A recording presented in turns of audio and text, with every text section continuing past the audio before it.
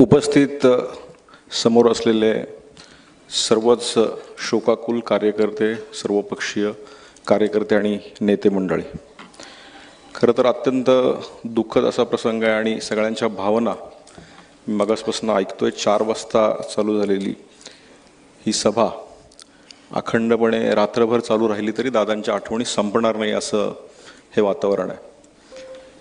खरं तर दादांचा आणि माझा संबंध तसा फारच जुना आहे. खूप कमी लोकांना माहिती असेल. 2002ला माझ्या नॉवेल इन्स्टिट्यूटच्या उद्घाटनाला दादा त्या ठिकाणी आले होते आणि माझा भाऊ PDCC बँकेत बारामतीला असल्यामुळं संजूचा भाऊ म्हणून दादा पूर्वीपासून मला ओळखायचे. आणि ज्यावेळेस मी महामंडळाचा अध्यक्ष झालो दादांनी मला फोन केला आणि दादांनी फोन करून मला सांगितलं की 2 मिनिटं मला भेटायला ये. आणि मी मंत्रालयामध्ये दादांना भेटायला गेलो. दादा मला म्हणले की तू ज्या महामंडळाचा अध्यक्ष झाला आहे त्या महामंडळामध्ये 600 कोटीपेक्षा जास्त मोठा घोटाळा झाला, तुला कल्पना आहे. त्यामुळं त्या महामंडळाचं काम करत असताना अत्यंत चोख पद्धतीने कर आणि कुठेही सही करायच्या आधी 10 वेळा अधिकाऱ्यांची चर्चा कर. मला असं वाटलं की मी कुठल्या भारतीय जनता पार्टीचा आणि दादा हे राष्ट्रवादीचे त्यावेळेस विरोधी पक्ष म्हणून ते काम करत होते आणि त्यांनी माझ्यासारख्या सामान्य कार्यकर्त्याला बोलवून सांगावं की कुठेही चूक करू नको. ह्याच्यापेक्षा मैंने सोचा था कि वैसा ही होगा, नर्सरी में ही होगा, मगर रेसिडेंट में ओह माय गॉड बहुत अच्छा लगा. हम जस्ट रिफ्रेशमेंट ले रहे थे, अचानक वो आ गए. जस्ट हम एक सरप्राइज हो गए कि वाओ ये आ गए. यार ठंड लग रही होगी. मिलने के एक्साइटमेंट में सब भूल गए. थक जाए इतना हंसना है जोरों से.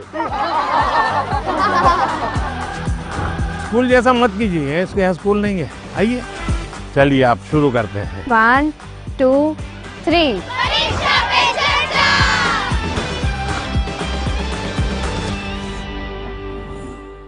निवडणूक या विषयावर बोलत असताना अनेक त्यांनी गोष्टी सांगितल्या, अनेक कार्यकर्त्यांची त्यांनी नावं घेतली. आणि आणखी 2 महिने आधी जर मी पिंपरी चिंचवडमध्ये उतरलो असतो तर वेगळं परिस्थिती दिसली असता असेही मला म्हटले. आणि जाताना मला एवढंच म्हटले कार्यकर्ते आज येतात जातात, वाढत जातात.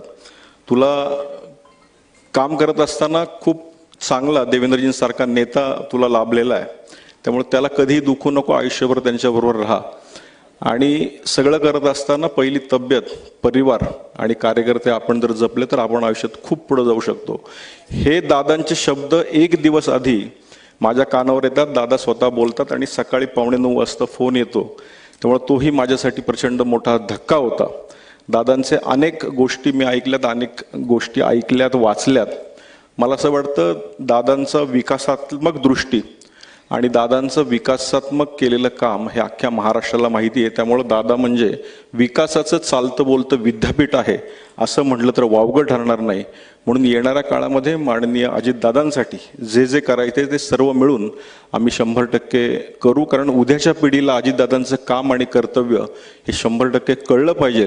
म्हणून येणाऱ्या काळामध्ये आपण सगळ्यांनी एकत्र येऊन अजितदादांविषयी ज्या काही गोष्टी ह्या शहरासाठी करायच्या त्या सर्व आपण करूयात. मी माझ्या वतीनं, माझ्या पिंपरी चिंचवडमधली सगळ्या शिक्षण संस्थेच्या वतीनं, भारतीय जनता पार्टीच्या वतीनं, त्याचबरोबर आपले महाराष्ट्राचे मुख्यमंत्री माननीय देवेंद्रजी फडणवीस यांच्या वतीनं दादांना भावपूर्ण अशी आदरांजली व्यक्त करतो. धन्यवाद.